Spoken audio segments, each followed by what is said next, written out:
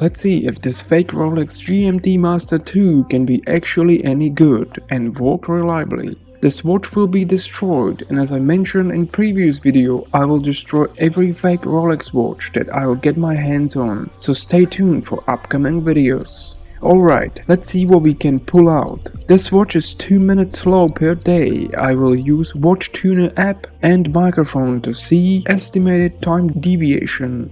You can do it without app, but it will take you significantly longer. This app costs around $9 and you can find link in description. To measure, point and position the microphone as close as possible to the movement and click start. App will detect beats per hour in few seconds. Original Rolex should have a 28,800 beats per hour, but this Chinese movement run on lower BPH.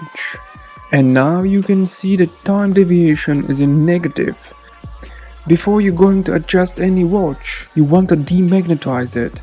To check if your watch is magnetized, download Lepsi app and follow instructions to set it up.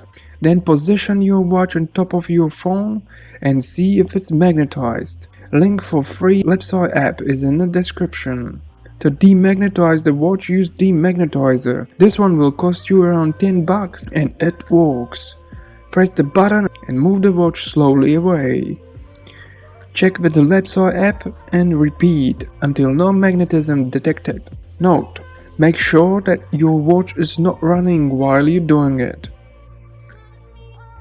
So let's adjust it. Move this lever in positive direction and monitor the app. Once close to 0, close the watch. Set exact time and wear it, and next day check for difference. It has been a couple of days and the watch is running well. Hope this helped you to adjust your watch. This fake Rolex will be destroyed anyway. Thanks for watching and see you next time.